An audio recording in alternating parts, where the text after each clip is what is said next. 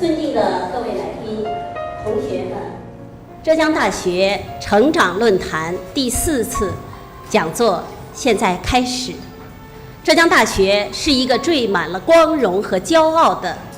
品牌，在这个品牌中凝聚着100年浙大人、100年求是学子的心血，也凝聚着100年浙大人的胸怀。浙大的校歌说海纳百川，所以我们成长论坛以开放的心态，以宏广的这种远大的理想，举办了一次一次的人文讲座。今天我们非常有幸地请到了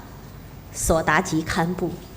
这个在我们每个人的心中像太阳一样的法师。我们现在迎请索达吉堪布入场。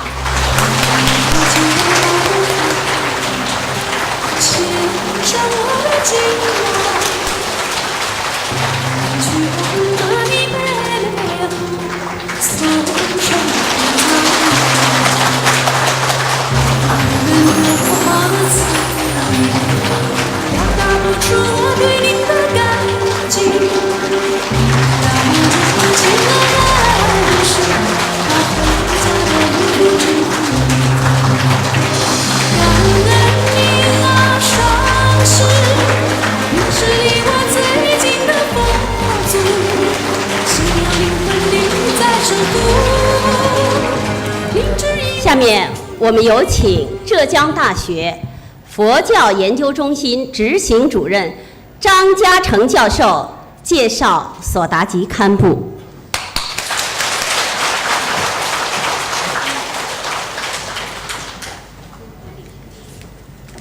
非常荣幸，由我来介绍堪布。索达吉堪布是五明佛学院汉僧部的主管堪布。这里面堪布这个词，可能我们汉族地区人不是很熟悉，我简单的说一下。堪布是一种称号，是对于深通经典的这样藏传佛教的喇嘛，而且是担任寺院里面或者是寺院的这个扎仓，就是寺院的这个佛学院的这个主持者，都可以称为堪布呢。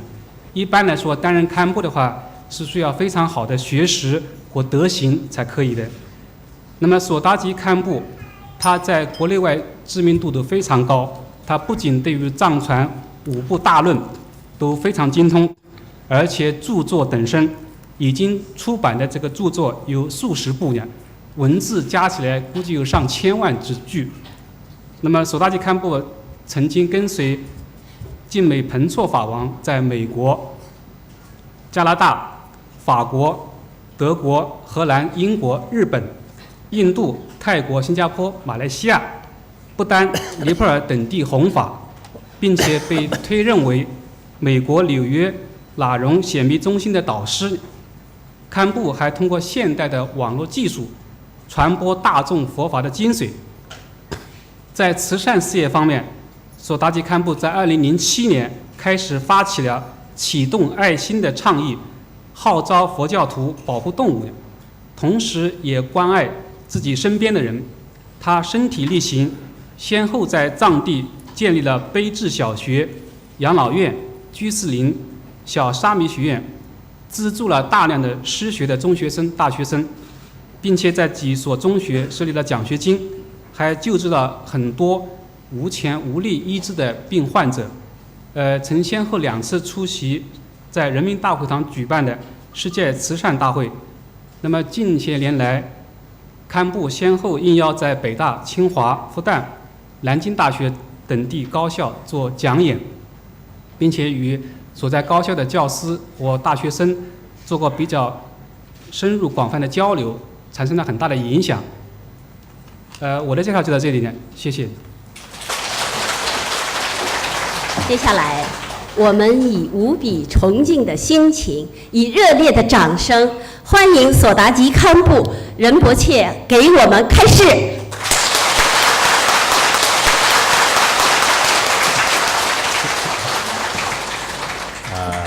刚才我们浙江大学的几位教授啊，我们在拜谈过程当中呢，就感觉很舒畅，也有很多方面的道理。我本人呢，是来自海拔4000平米以上的藏地雪域高原的非常普通的一个僧人。很早以前呢，我都听说过上有天堂下有苏杭的这个展示，当时心里很向往，也觉得很神奇。后来以各种因缘的撮合，到这个杭州呢，也来过几次，尤其是这次，到了这个浙江大学啊，位于在这个西湖旁边，这样的这个大学，确实让人这个舒心悦意。我想在这里的不管是工作还是这个学习，都是一种福气，也是一种享受啊，就是也是一种享福。但我想我们自己享有这样的这个福报的时候呢，也同时应该要想到我们身边的还有没有这种机会的，甚至在一些偏僻地方没有这个读书的这个因缘的这些人呢，也值得不得不考虑。因为这几年以来因缘具足的时候呢，我也去了一些不管是硬件或者软件设施非常这个高等的一些国家一流大学，也跟一些知识分子和教授大学生做了方方面面的这个交谈交流，同时也去了一些藏地和汉地非常偏僻的一些这个学校一些学校，尤其是我去了特别条件这个相当差的一些学校，他们的整个这个硬件学校的建筑特别落后，而里面的这个学生包括这个教学质量也相当这个差的。前一段时间我去了一所小学，因为在藏地这个挖虫巢期间呢，很多学生都跑到山上去挖虫巢去了，没有学知识。老师们一个学校里面只有7-8个小学生，7-8个小学生在教室里面玩，而老师呢也有7-8个老师，他们在一个老师的家里面打麻将喝酒。我看到这个学校的这个状况之后呢，就是心里有种酸痛。所以我们有时候呢，应该这个高等学校与应该说是条件比较落后的这个地区的一些这个学校呢，就是要值得这个比较。对身边的可怜的老弱病残应该升起一种悲悯心。今天我想我们在这里探讨的内容呢，也是主要直悲双运，达成这个佛教的现代意义。我们要提升这样的关爱心思。今天我想跟在座的各位所交流的主要的这个内容。那么在这个时候呢，我想首先可能极个别的人呢不知道什么是大乘佛教。先我用佛教的这些简单的词来说明一下这个概念的这个解释。大乘和小乘呢，当然有很多方面的这解释方法，但最根本的是什么呢？所谓的大乘佛法，也就是说无条件的、无自私的帮助一切人类乃至一切众生。这是这个大乘佛教的基本教义。而小乘佛教呢，是以自利的一种心态，要希求这个解脱这样的一种法。所以我们今天为什么要讲大乘佛教呢？对这个现代社会、对现代生活呢，有着非常重要的作用有着非常重要的作用。大乘和小乘之间的差别呢，也是印度的特别著名的文学家阿底夏论士他也说过，他说外道与内道呢，以归一别以归一来分，而大乘与小乘呢，以法性别。什么法性呢？也就是说，以大乘和小乘之间的主要的差别呢，有没有菩提心来分有了菩提心的就是大乘没有菩提心的呢，非大乘。因此，我想在座的有些老师、有些同学应该对这个佛教的基本教义呢有所了解，尤其是宗教系的这些学生和老师呢，最关键的这些问题呢，不得不掌握一定会是掌握。那么我们这样的一种大乘佛教的这个教义，对社会带来的利益是什么呢？我记得在70、80年代的时候呢，不管是汉地在藏地呢，人们经常口口声声都说全心全意为人们服务全心全意为人们服务。其实这种口号的话呢，应该说是只是针对人类而言的。而如果我们再次稍微这个扩大，遍及一切众生全心全意为众生服务的话呢，那么就是大乘佛教的教义呢仅此而已因此呢我们的这个知识分子就知识界的人当中呢如今对佛教的教义呢不太熟悉的，有些呢产生怀疑的，有些呢甚至产生一种偏见、邪见乃至诽谤也有这种现象。当然我们宗教信仰呢实际上是历来都是自由的，无论是从政策上还是从我们这个佛教自己的教义上来讲，也是佛陀在世的时候呢，也有相当多的人呢不信仰佛教的不信仰佛教的。所以我作为一个出家人作为一个佛教徒呢，也不强迫任何一个人让他皈依佛门，甚至让他出家，不会这样的。但是我们很明确的要告诉大家，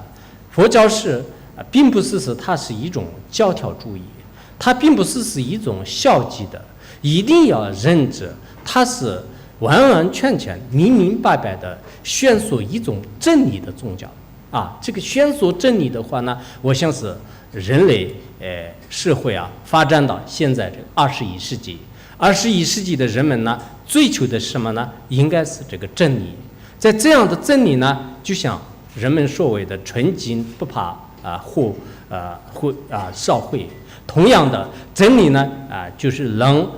经得起历史的考验，也能经得起人们的逻辑推敲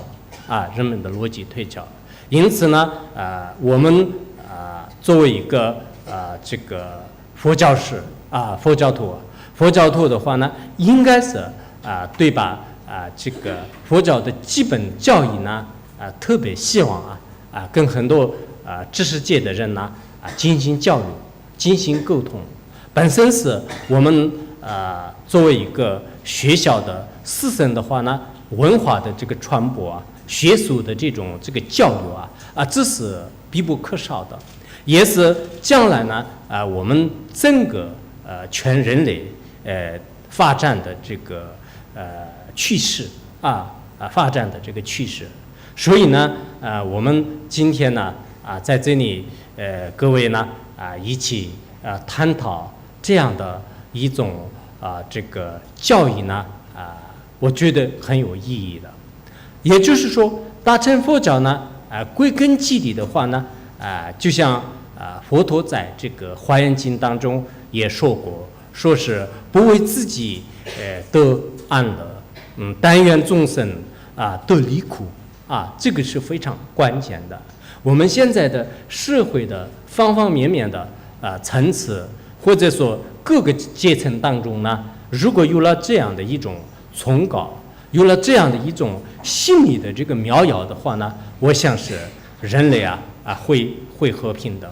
我们这个社会呢就是会和谐的，国家呢就是会稳定的。应该说每个人呢就并不是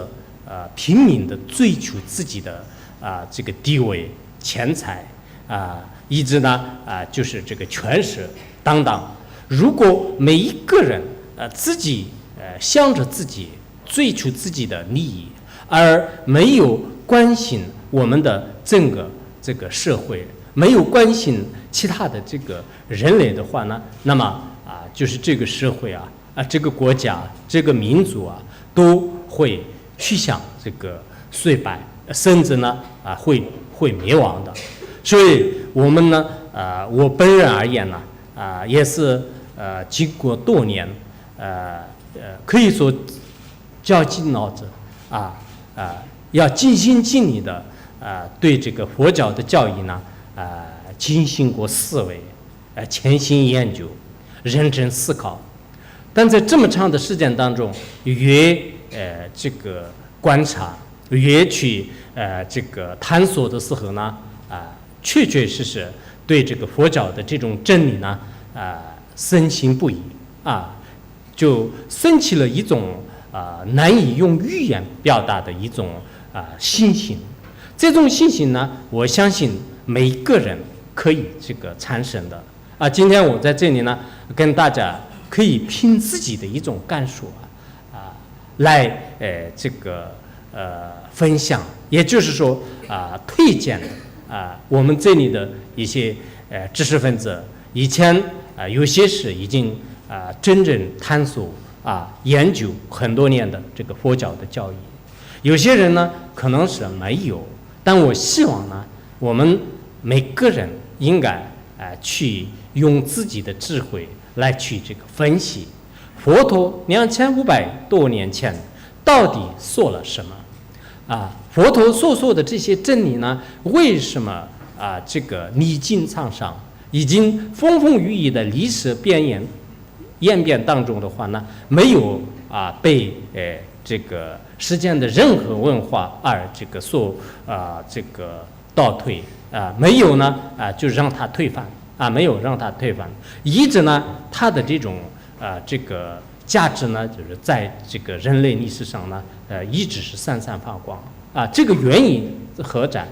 原因何在？所以我今天并不是因为我是佛教徒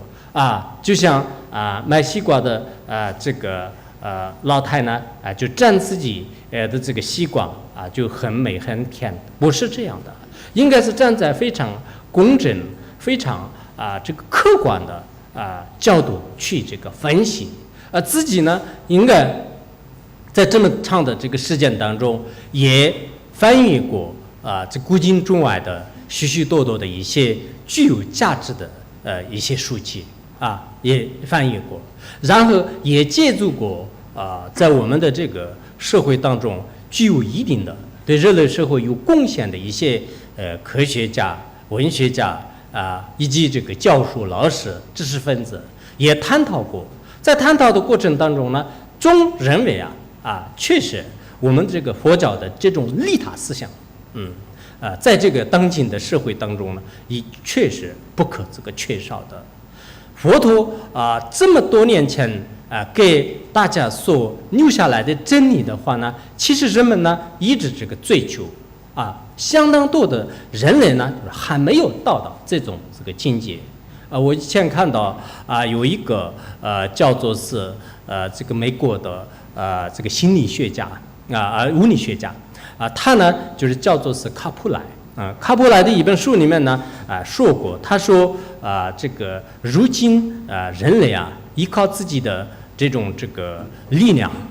探索的文化呢就是有所这个进步，但是人的智慧呢实际上2500多年前的这个境界呢就是还没有这个再次的发展，并且他后面说，我们微观世界的很多未成的理念呢，实际上佛陀在《华严经》当中所说的这个道理不谋而合，感觉非常稀有啊。从这句话当中呢，就可以看出来，的确我们的很多的这个理念呢，现在呢就是并没有就是特别大的一种这个进步啊。为什么这么讲呢？比如说佛陀释迦牟尼佛涅槃的时候呢，公元前543年，应该543年在那个时候佛陀在世的时候所宣说的，包括我们现在的这个和平观，包括我们现在的这个平等观，以及呢就是人类的这个心理的这个美德和善德。那么这些呢人们一直都是在追求不同的朝代和不同的历史，不同的这个时代当中呢，都在这个追求实际上呢，就现在我们应该到什么样的大家可以翻开这个大乘经典翻开大乘经典，翻开这个人类的历史，在这个时候呢，我们可以比较比较的时候呢，有智慧的人呢，应该因人而解因人而解。所以我们也很希望很多高等学校的这些学生老师呢应该自己如果有兴趣的话呢，不一定你是信仰我们可以通过这个学术文化的层面来进行探索。在探索的过程当中呢，也许在你的生命历程当中对你带来前所未有的一些利益也许呢依靠就是极个别的经论极个别的一些法师的这个教言，对你的人生呢就改变的就有一定的这个改变有一定的改变。因为我们现在呢就是光有一种知识，光有一种这个学问，而到了这个社会上呢，真正是面对生活，面对各种这个社会的这种压力的时候呢就是人就是可以说是这个无能为力，极其这个脆弱。我也遇到过很多大学生大学生呢确实跟其他的这个学校不同的在学校里面就是有一定的自由的这个空间，而且大学呢就是非常关键的一个阶段马上迈入这个社会，马上与人之间呢要进行这个交往一定要有一种坚强的这个意志力。可是现在很多学校学着到最后真的到了这个社会上的时候呢就没有这个能力面对这个生活。在这个时候呢，我觉得佛教的这个利他性佛教的这样的一种平等性呢非常的这个重要。如果有了它的话呢，那么就是可以说就是在自己的这个生活当中呢，应该有这个存活的这个勇气。所以呢我经常从内心当中认为呢，如今呢很多知识分子呢就是不得不学这个佛教的，尤其是大乘佛教的无私的这样的这个理念佛陀在这个很多的经典当中呢都讲的是什么呢？就是要这个关爱心我们佛教里面讲大悲心。这样的这个关爱心没有的话呢，我们现在的这个社会当中的确有许多的事情是建立在一种自我，建立在一种这个维护自己的一种理念上那这样的话最终呢得到的是不平等的不公平的不快乐的所以我们始终都是应该有一种这个利他性利他性。毗婆舍论就是这个十住毗婆舍论当中呢就讲了，就是有这个自利者、他利者，还有呢就公利者和无利者。其中呢就是说这个公利者就是利他者呢，实际上是以自信来一次性来这个饶益他众啊，就是一次性来饶益他众。这种人呢，就是说我们的这个上等人啊，就是上等人。因此，在社会当中呢，我们经常也是讲到就是有善心的人，有帮助他人、助人为乐的先天下之忧而忧，后天下之乐而乐。其实汉地在传统文化当中呢，有许许多多的这个美德。可是现在的话呢，确实很多人呢，找不到这个痕迹，每天都是寻找盲目的钱财、地位口头上说的是这个成功、发展和平等等，但实际上每一个人都是沉溺在一种这个烦恼一种这个痛苦当中。在这个时候呢，我觉得我们这个佛教的一些我的这种这个理念或者说是一些这个无常的这个理念那这个时候呢，完全是解除你的这种烦恼和痛苦的这个根本因缘就是根本因缘。佛陀在那个华严经当中也说过，说是这个譬如切陀药这个能消一切能消一切度有一个叫切陀药，就是它呢能消一切度。佛法也如此，灭诸烦恼患。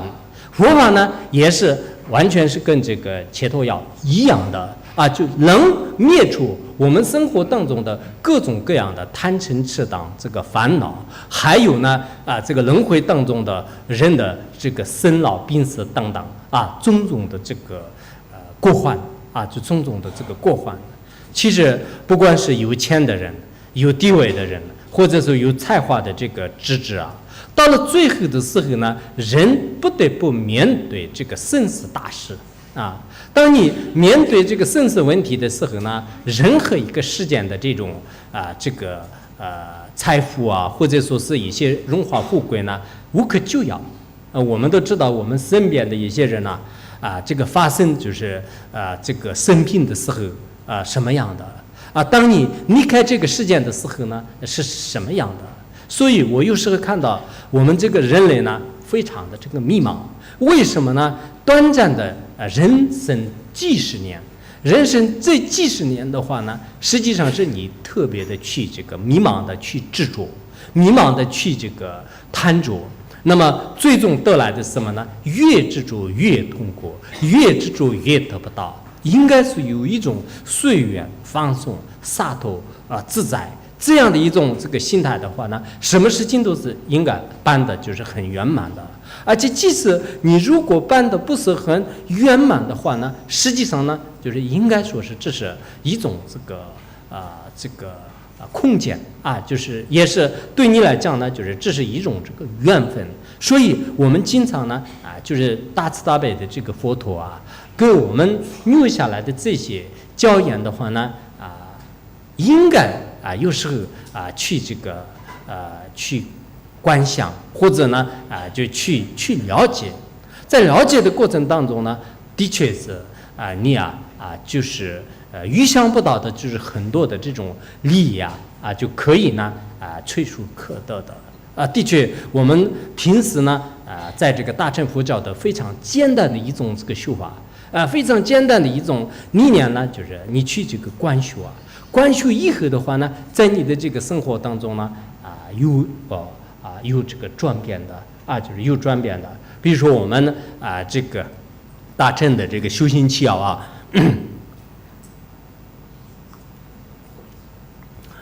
这个修行七要当中的话呢，就是也有很多的这个修行方法比如说这个我们经常讲的这个大悲心。大悲心呢其实在人的相续当中要这个升起来。也许我们在座的各位认为是大悲心我应该具足，其实大悲心就是不容易这个具足大悲心光是我们的这个亲戚朋友，或者有时候看到一些可怜的病人有些残疾人的时候呢，你也许就是升起一种悲悯心，但是这是不叫真正的大悲心。真正的大悲心的话呢，让天下无边的这些众生都有一颗将自己的这个父母一模一样的这个悲心就父母一模一样的悲心。比如说你的老母亲双目失明、精神失常，然后呢就是以各种这个疾病呢就是缠身，而呢没有任何人这个引导，最后呢就是在悬崖上接近这个坠落。在这个时候呢，一般来讲是这个孝顺的有识之士的话呢，就是他会去救药的会去救。如果你不救的话，我们这个世间当中呢也是这个说不过去的。那同样的道理，我们世间当中的任何一个来自于生命的这个众生呢，当他已经这个没有智慧的这个双目，而他呢以无明这个愚痴的这个什么美酒呢，就是已经陶醉，就是成为这个精神失常，这个疯狂颠倒，没有三知识的这个引导，在这个轮回的这个悬崖当中呢，就是掉入于恶趣的这个深渊。在这样的这种非常恐怖、非常危险的景象，就这个时候呢，你去愿不愿意这个救这些众生？如果你愿意去救，无条件的去救的话呢，这个时候你的相续当中呢有一颗大悲心，但是这个很难的就很难的。所以我们现在很多人呢就经常就是说一些大话包括我们佛教徒我现在具有悲心，其实这个悲心呢的确是不是那么很这个容易的就悲心就是不是那么这个很容易的。如果对无边的所有的这个生命呢有着这样的一颗心的话呢，那么这个就叫做是这个悲心。这种悲心呢这个我们印度的大论师就是月称菩萨。月称菩萨呢他说过，就是这种悲心刚开始的时候呢，他对这个菩提心的种子呢就是进行发芽的作用。到了中间的时候呢，就是大悲心的水呢，就是让这个菩提种子呢不会枯萎真正日上的作用。到了最后的时候呢，这种大悲心呢，就是对这个说化众生界就实现这个报身和化身的这样的一种这个作用就是化身这样发现就是这样的一种这个作用。所以我们就是实际上呢就是这个大悲心呢，就是的确也是这个很重要的。在座的各位呢，应该这个很多人对大乘的这种佛教呢，就是有一些兴趣的话呢，我想不妨大家应该在实际行动当中呢，去修一些法。修什么样的法呢？就是我们这个菩提心菩提心呢，哪怕是一刹那间当中，在你的心相续当中升起的话呢，有无量无边的这个功德。这种功德的话呢，就是无法用语言来这个形容。当然，这个作为一个不学佛的人来讲呢，就是他就觉得可能有点炫了就觉得有点神妙实际上真的就是这样的我们不知道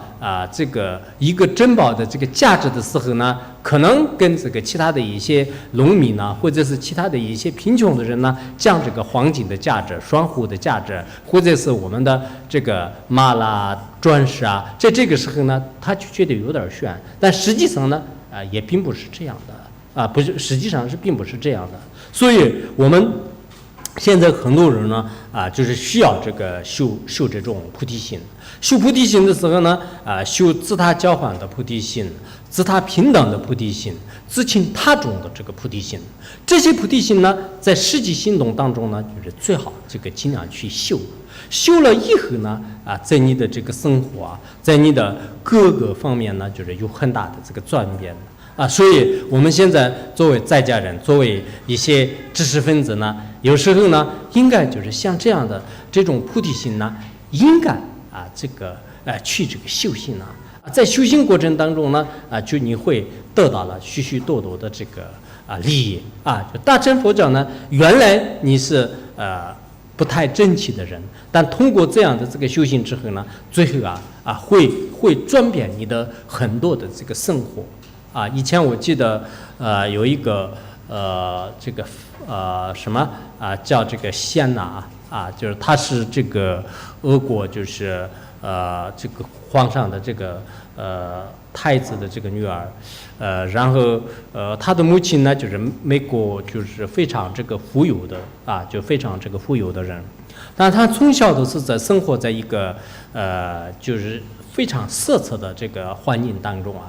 就是成长的。但因为呢，就是他的这个家庭和还有他的学校以及这个其他的方方面面的这个生活啊，太好了，就像天堂一样的。但最后的话呢，他的这个行为啊，尤其是60年代的时候，这个美国嬉皮文化的这个影响最后呢就是他是这个无恶不作的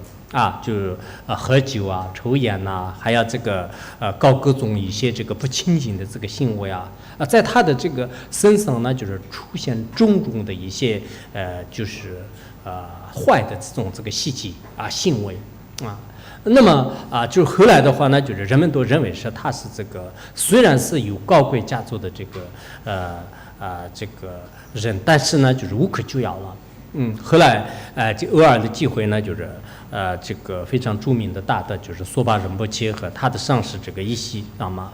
就遇到了他。当他遇到的时候呢，因为可能这个前世的一些因缘吧。就马上呢，就是对这个佛教就是升起了一种这个信心就升起信心，然后呢就进行这个皈依就进行皈依，从大乘这个佛教的，尤其是从这个菩提心开始呢，就是他很完整的、系统的去这个学习学习以后呢整个这个人的身心全部都这个改变了。原来所作所为全部是这个自私自利，并且的话呢，与世间的基本的这个理论道德就是相违的，所作所为都是这个人们看起来是极其这个不顺眼的，违背这个政策的各种各样的行为。但从此之后呢，他的人生呢整个价值观和他的这个世界观都有了翻天覆地的变化后来呢就在这个21个国家当中呢，就是让这个他的上师建立了这个佛教的这个中心，25个国家当中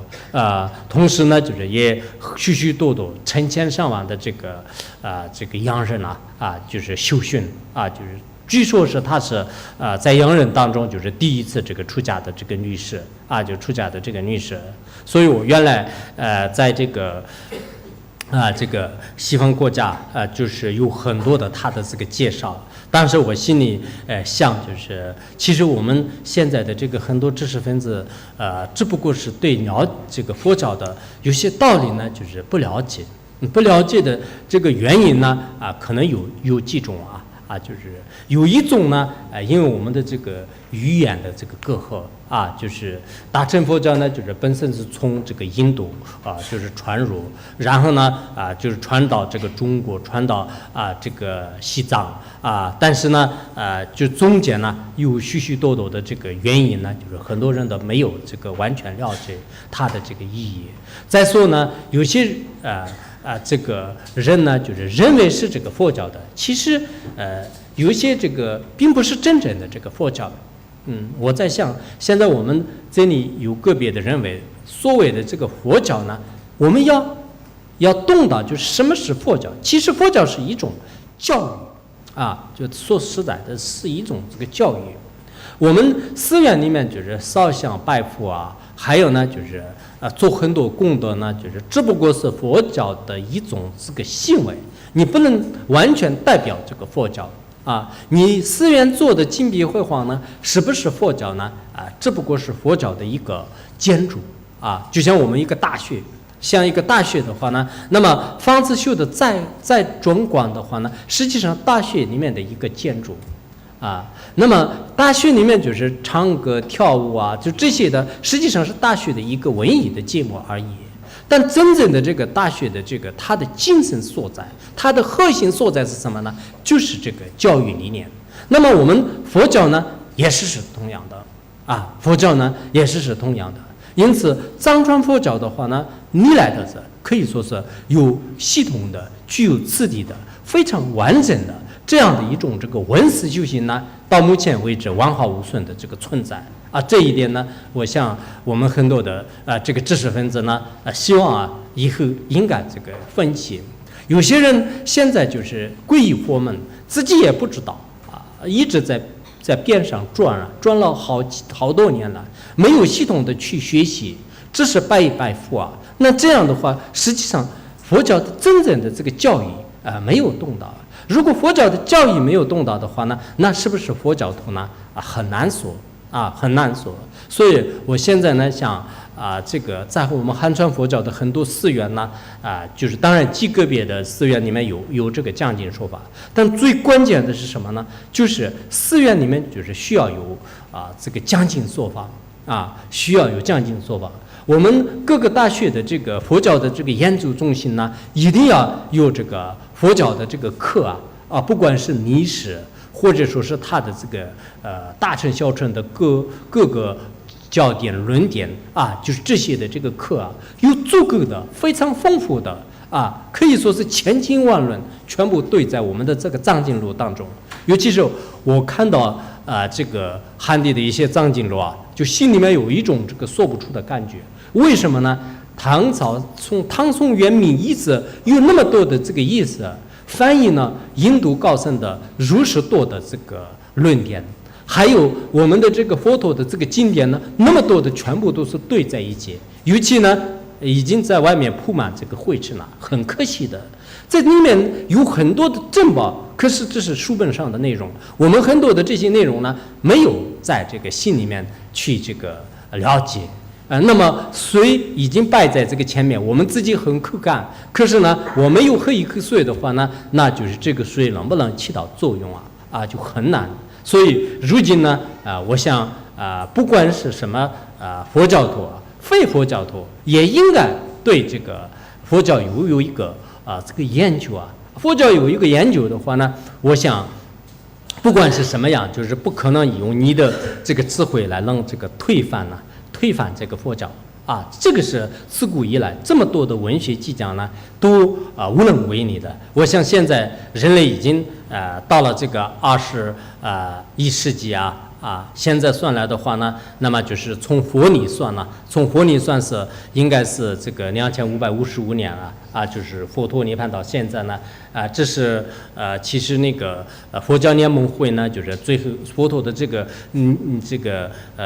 你算呢有很多不同的这个算法，后来呢就是在这个斯里兰卡就是开了一个佛教联盟会，那么以这个算法为主的话呢，现在2555年了，在这么漫长的这个时间当中呢，应该说是佛教是最经得起这个观察的一种这个学说。我们不说什么别的，就这是佛教里面后来像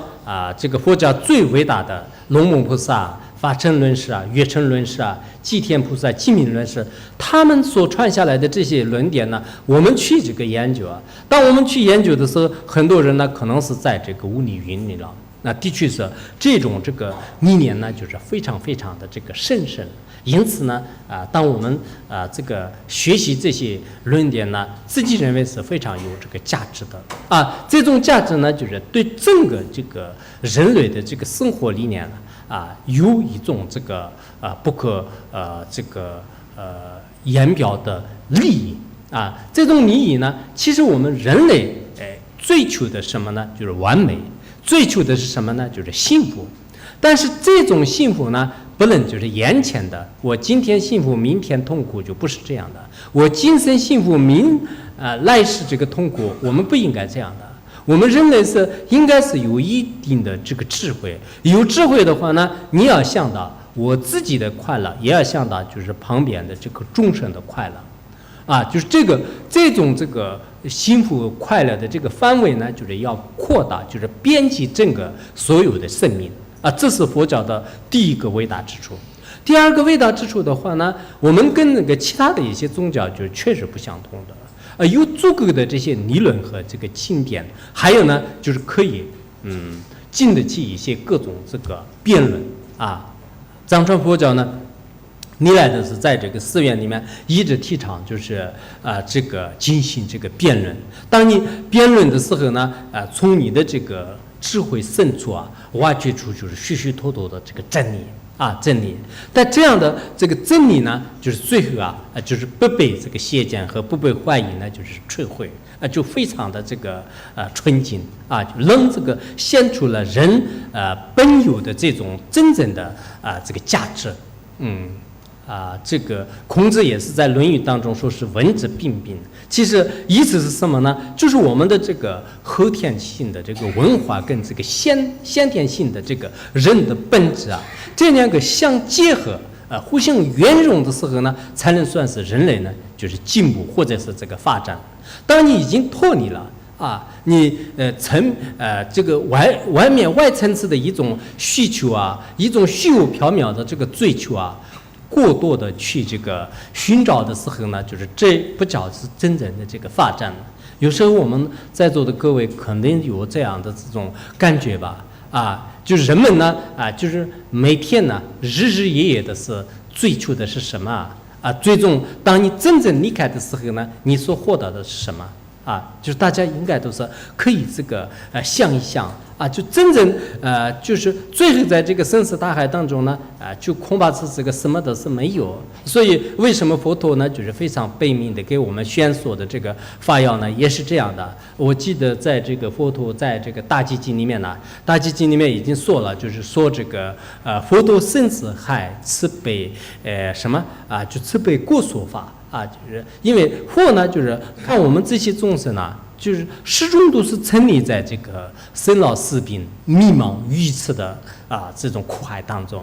因此极其慈悲的给我们这个宣说了真正就是知道的这个方向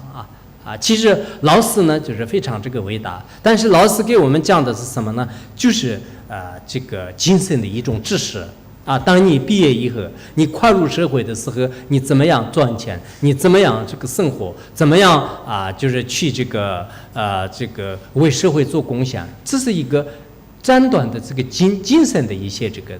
而父母呢，就是也很慈悲，从小的时候就开始这个养育我们恩德这个如山应该是。但是大多数的这个父母呢，也是给你教的什么就是这个成家立业你这个怎么样这个生活就是也是讲一些斩断的你。所以就像《如菩萨行论》里面讲的一样，让众生永远的是这个离开这种轮回的这个苦海的话呢，唯有这个大慈大悲的这个佛陀就是才能给我们真正的这个宣说除此之外的话呢，实践当中的所有的这些智者婆罗门学者就是他们的不一定给我们能讲得出来的。而是从这个包括这个天人仙人还有我们这个最有这个文王的这个国王就是大臣就这些也是并没有给我们这个讲出来。因此我们这个佛教呢经常讲这个三知识的恩德呢就超越一切。其实不管是这个大学生还是这个知识分子的话呢，在我们这个实践当中呢，有时候呢寻找这个出世间的真理的这些善知识，对自己的一生来讲呢，真的是非常这个重要。在我们的生命当中呢，也许就是遇到就是这么一两个人的这个因缘呢，对你的整个人生的命运呢，就是有着这个重大的这个改变也许在你的生活当中呢，有一个人就是给你一本书一本佛经你翻开以后的话呢，原来你寻找的就很多真理呢，就是从中这个得到的。或者是有一个人呢，就是给你这个介绍一些这个大乘的这个善知识，从大乘的这个善知识的这种语言当中的话呢，也许你真正找到了这个人生追求的究竟目标究竟目标。所以我想呢，我们这个很多这个知识分子的话呢，有时候的确是这个迷失方向，很迷茫的。在这个学校里呢就无力于你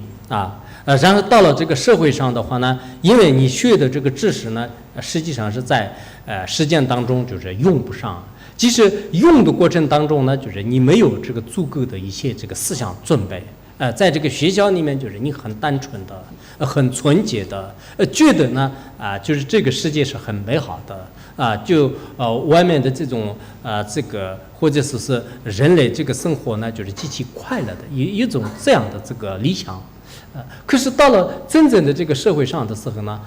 就是原来这个所学的许多专业的知识呢，就是在这个用不上。而你从小都是在这个家里面呢，就是把你就是当做这个公主和这个太子一样，就是一直是所有的家人、所有的老师都是围绕你而这个转，你想什么就是他们就满足什么。到了这个社会上的时候呢，好多都是不是你想象的那样。就是不管是你到单位里面去，你到这个社会的任何一个集团当中去的时候呢，你原来就是所想象的这些事件呢，就是发生了就是巨大的这个改变。正因为这样呢，很多这个自私自利比较强的人的话呢，那么就是每年的是有多少人这个去这个自杀所以我们现在这个佛教当中呢，的确要讲那个最关键的两个呢是要断除这个我执就是断除这个我执。还有呢，就是断除这个自私自利的心。当然，从完全根本上你要断除的话呢，就是这是非常的这个困难。但是呢，我们就是一定要就是知道这个佛教呢，可以说是它是一种这个浩瀚如海的这个智慧博大精深。我们用一言两语的话呢，就是根本就是在这里没办法的。但是最精确的、最根本的几个道理呢，不得不了解。就像我们这个佛教里面有讲那个三助妖道三助妖道里面讲这个出离心和菩提心和还有这个无二的这个智慧。像这么一个简单的这个道理懂到的话呢，其实这是就像打开这个宝藏的这个大门一样的就是打开宝藏的大门的话呢，那么你所有的这种珍宝呢，就是可以说是全部就是自由自在的就可以这个享受。所以我们总是要知道是一种这个怎么说就是自我的这种这个傲慢、自我的执着的话呢，就是自古以来危害自他的根本的这个原因。所以印度这个论师吉田菩萨的话呢，就是在我们可能也许在座的各位有些学过就是入心论当中呢也说过，就是说是这个自身呢就是过患大就是自身过患多，那么这个他身呢就是功德广就是他身功德广，那么只以当修行，爱他弃我执这一句话就是非常这个重要。如果我们有些这个学生呢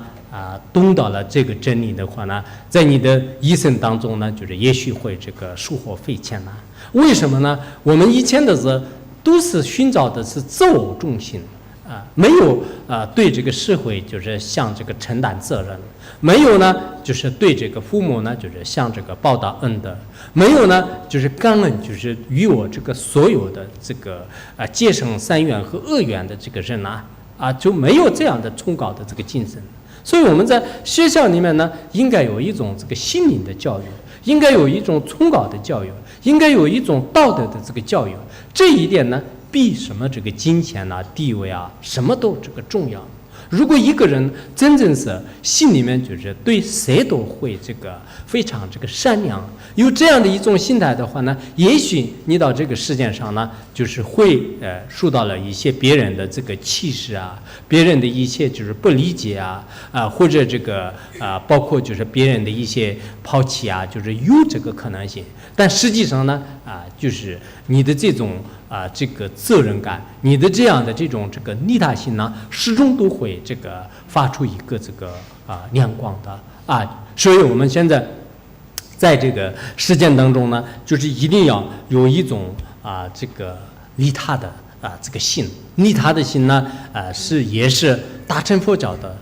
就是究竟精髓就是不可缺少的，也是我们这个实践当中的这个任何一个学科呢，其实这个围绕这个中心作为一个老师的话呢，我想经常跟这个教育这个教学生灌输这个实践的专业的这些知识呢，当然也是这个不可缺少的。但最关键的呢，如何做人如何做人？那么做人的基础呢，就是心里面就是要包容，要有这个利他的一颗这个心。如果有一个利他的这样的这个心的话呢，那么的确是非常这个容易的。刚才我说这样的这个利他心呢，就是还有很多很多的这个一些这个修法就是包括我们大悲心的这个修法的话呢，有些人可能觉得是我利他心应该是有的，我是很慈悲的，我是非常非常好的一个修行人，但实际上呢，就是不是这样的。佛教里面有一种这个利他心呢，是这样修的，是这个怎么说啊？就是前面修一些什么上师瑜伽，还有这个当然我说这些名词，也许可能有些学生不一定懂的，但是呢我觉得是希求真理的时候呢，应该要有一种勇敢的去这个面对啊，这个最早这个发现西红柿的人呢就是觉得是这个是有毒的，但后来呢就是有一个人去勇敢的去吃勇敢的去吃了。那么同样的道理，我们希求任何一个真理的时候呢，你就有些专用名词或者有些道理呢，就是永远的是让它就是未知的秘密的话，那就是这不是智者的选择。那么这样的话呢，就是今天这个机遇呢，我也给向大家如果你觉得是你的悲心，你的这种利他心是很足够的话呢，有一种这个修法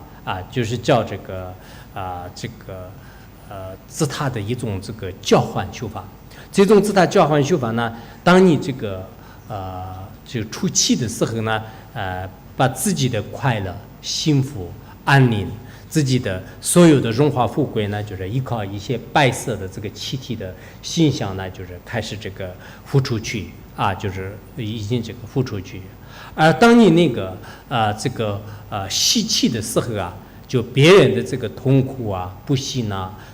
这个烦恼以及种种的这个疾病魔障全部都是以黑色的这个气体呢，就是融入自己的这个身体这个时候呢，有些人可能害怕那这样的话，会不会我就是得到就是别人的这个传染病呢？我得到别人的各方面的一些这个痛苦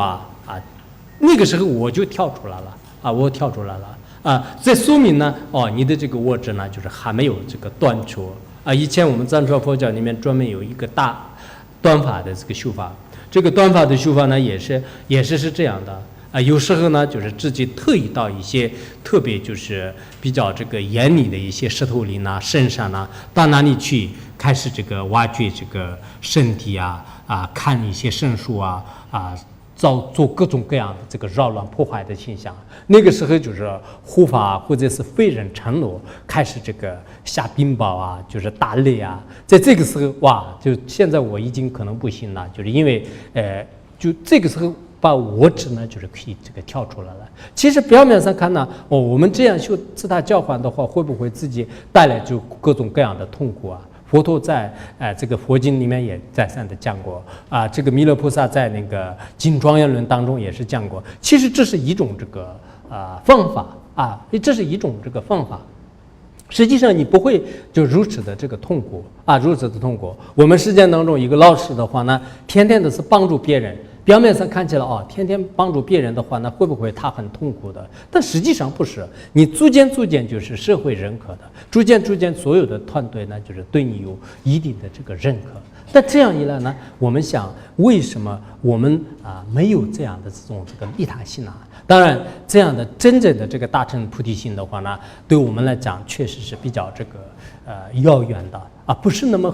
很这个容易的。我们最基本的一些这个利他心开始的话呢，我认为这就是大乘这个佛教的最精髓的这个东西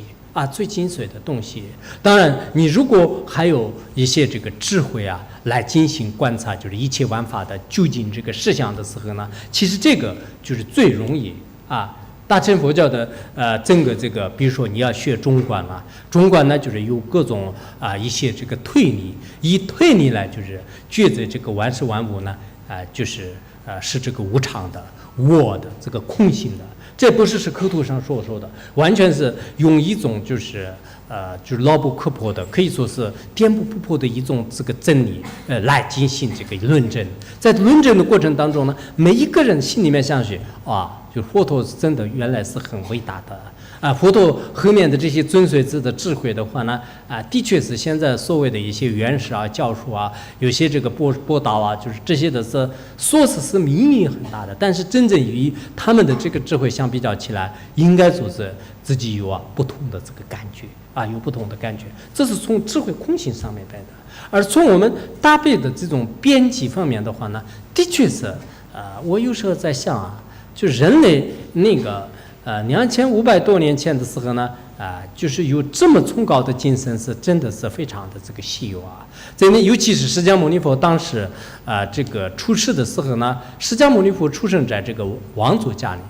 就是金饭王的王子，而那个时候的印度的整个社会关系的话呢，王族、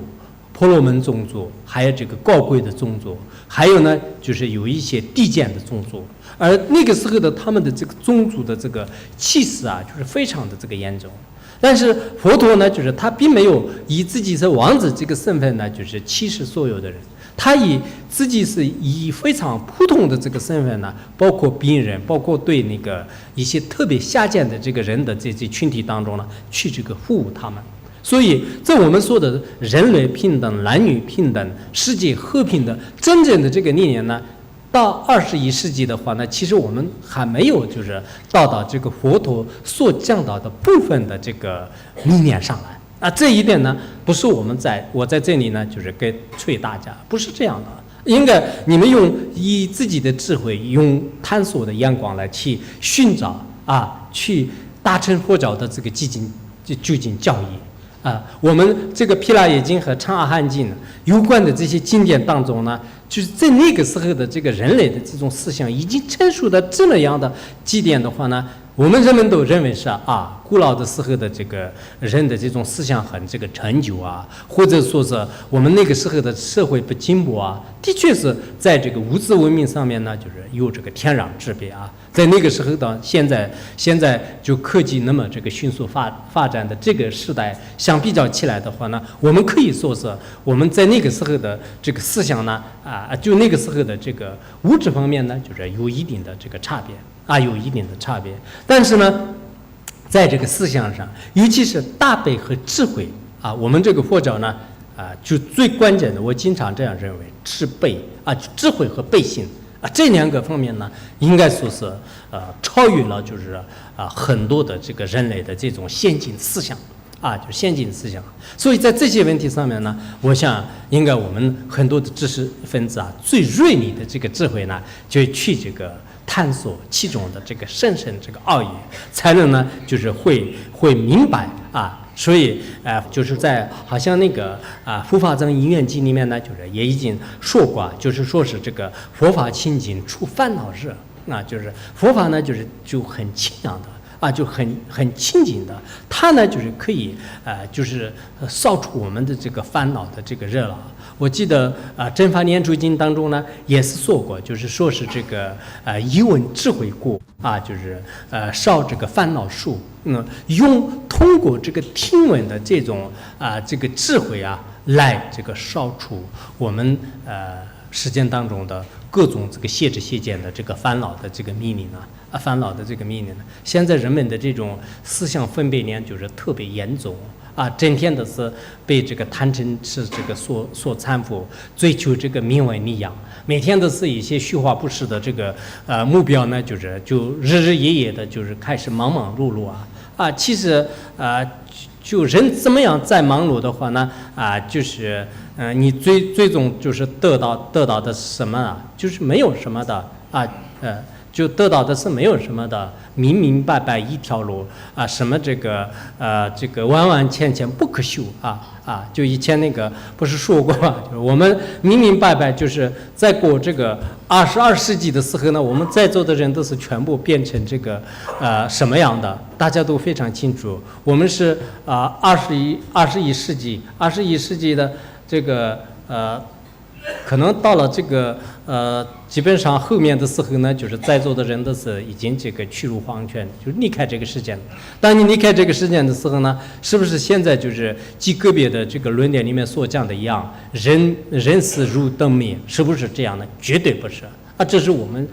确实有这个充分的这个理由啊，现在最关键的是什么呢？就是很多人就是不相信这个因果，不相信这个轮回。那么这个对整个社会呢，就是带来了就是非常就是大的这个影响。而且这种影响的话呢，整个我们的这个人生观和价值观啊，就是有了这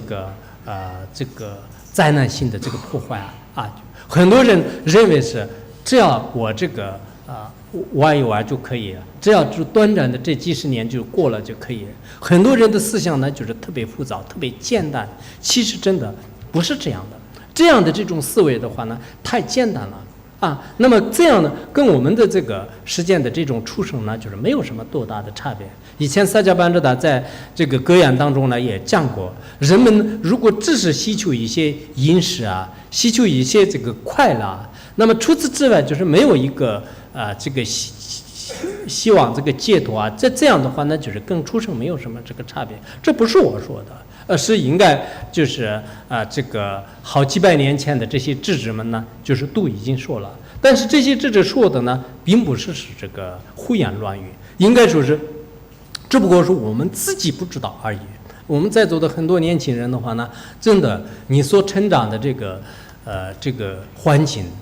你所受的这个教育的话呢，其实呢，只是就是现实主义的，这是我们暂时的一个人天的一种这个生活方式。那么你觉得是这个读完了以后呢，就世界上的知识就是最完美的是这个，那就错了啊！的确，我们还没有见到的很多的这个更高、更深、更广的一些知识的这个层面呢。很多人认为大学生就是大学生我应该很大的，自己的傲慢就是越来越大了，而自己的智慧呢就是并没有越来越大啊。确实是你到了这个大学以后的话呢，就是各种乱七八糟的这个知识呢，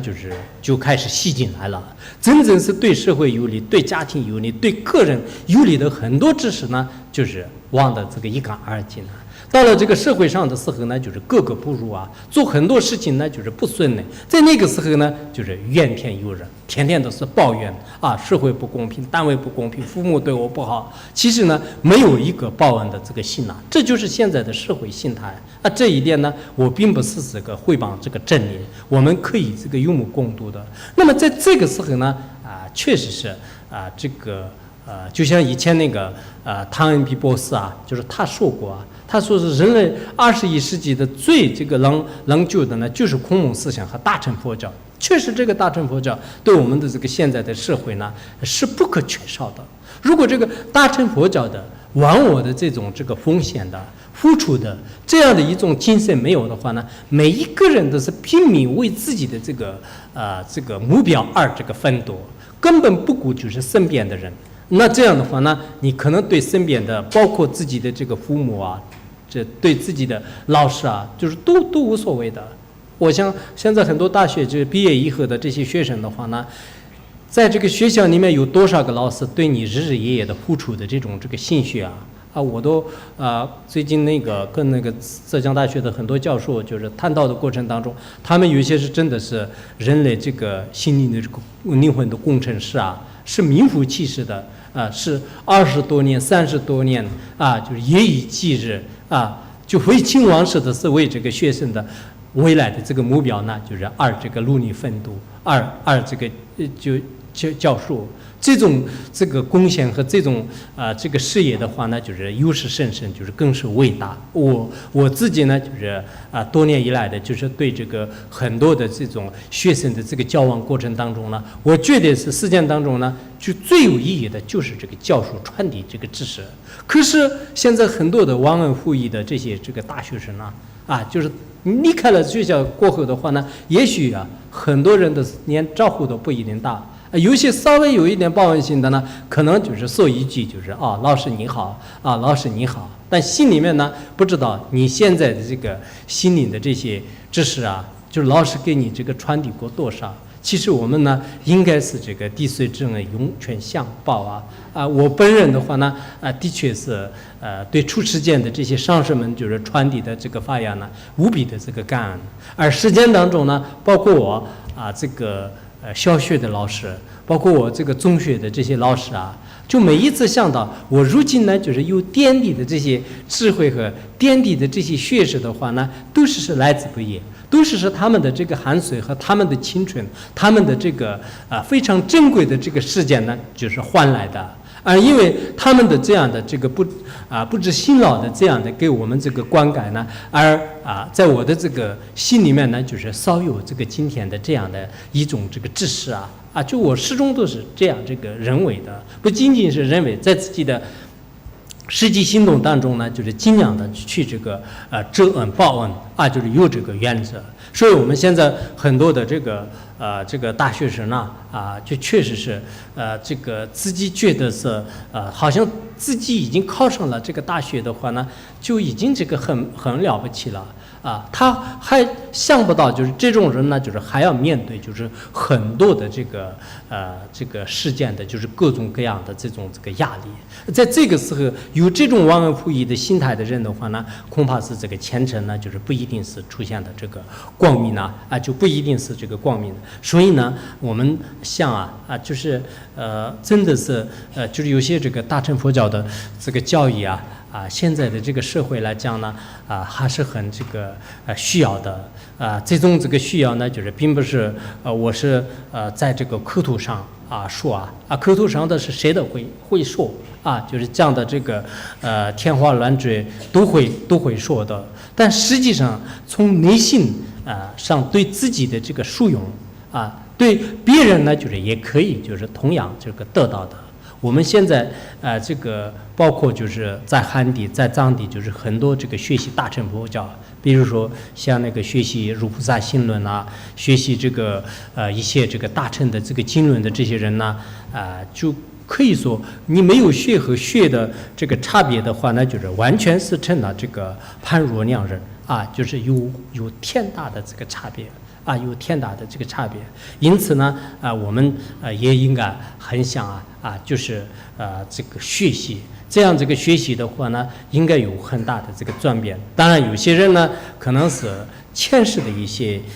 这个因缘成熟当你因缘成熟的时候呢就很快就可以这个找到了自己的这个归宿。我记得有一天那个三车和尚也是历史上这个最伟大的窥基大师。其实窥基大师呢当时那个唐僧众呢到这个印度去取经的路上有一次在一个山茅棚里面呢，就是找到一个这个古人这个古人的话呢，就是头上和身上的是长的这个野草，就是基本上是看不出来人或者是一些石头。然后他就摸一摸他的心脏呢，就是心脏还是在这个动然后认为呢这个就他就可能是一个禅定师，就是然后去教训之后呢他就开始就从禅定当中出定他就告诉就是玄奘就是我是来这个等那个拜佛就是释迦牟尼佛出世。后来就是玄奘说是这个释迦牟尼佛已经出世这个1000多年了，就是他不知道已经入定了。那我这样的话呢，就是等这个弥勒佛出世。要等弥勒佛出世的话呢，还要这个是就是7000万年呢，就是要等很长时间。不如你还是这个图台，我从印度回来呢，就是可以跟你这个一起这个弘扬佛法。但后来呢就是他准备就是装身到这个皇家这个太子，但后来就是他投胎就是没有投到这个皇家，就是是一个大臣的家里。然后大臣家里的时候呢，他当时正在这个享受这个庙宇，但后来以后呢，就是玄奘已经认识到就是他是他的转世，让他这个出家呢，就是他刚开始的时候呢根本就是不愿意。后来呢就是皇上这个下命令的时候呢，就是他说我有3个要求就是我要3车，就是一个是美女1车，这个美酒1车，还有的话呢就是金银财宝1车。那这3样呢，就是我是不可抛弃的。如果满足我的这个要求的话呢，我可以这个出家。后来勉勉强强呢，就是他到这个寺院里面，他到寺院里面的时候呢，就是听到这个寺院里面的故事呢听到寺院里面的这个就是那个钟的这个声音，咚，就这种钟的声音。在这个时候呢，就是他的这个钟声已经苏醒了，泪流满面。然后呢，就是一切都抛弃，就是当时这个出家。后来呢，就是历史上就是成为这个慧济大师。所以有前世的一些因缘的话，包括我们这里的一些老师啊，包括有些这个学生的话，可能当你到寺院里面去听说这个佛法，或者说是一些因缘的时候呢，就是流出这个眼泪呢，实际上是跟这个前世的一些夙愿呢，就是进行这个成熟啊，进行这个成熟。所以说呢，我们这个时间当中呢，就是还有很多的有些这个因缘成熟的时候呢，稍微就是在旁边呢，就是可能就是编辑一下，当你的这个三根呢，就是马上这个护法啊，就是有这样的这种因缘。但不管怎么样呢，我们这个有些人呢，我们也不强调就是要求这个出家。以前我看过有一个法国的，就叫做是马丁啊，就是他呢，他的父亲是哲学家，就是然后他出家以后呢，就是他跟那个父亲呢，就是进行这个对话交流呢，就是后来就是写了一个叫这个《僧女与这个哲学家》，也叫做呢就是佛教与这个什么这个西方思想啊，就是的对话。其实这个书里面呢，就是已经说了，作为一个知识分子呢，就是他面对这个实践的时候怎么样，他去学习这个佛法塑性中性的时候呢，怎么样这个面对这个生活的一些道理方方面面的这些道理呢，让我们就是应该这个了解。总而言之的话呢，我希望我们今天就是在座的这个各位就应该是有很多的这些广阔的这个这种这个心态。应该有很多人是有这种包容的这个心态我听说你们这个浙江大学的话呢，就是应该说是是这个邱世印就是应该是有一种这个沸腾的这种这个个性就非常的个性的从自古以来，就是像那个丰子恺等很多的这种著名人物的话呢，也跟这个佛教这个息息相关的可以说这历史上的很多大德像包括这个苏东坡弘一大师在我们这个地方的很多的这种这个知识界和一些高僧大德呢，就是也有一定的这个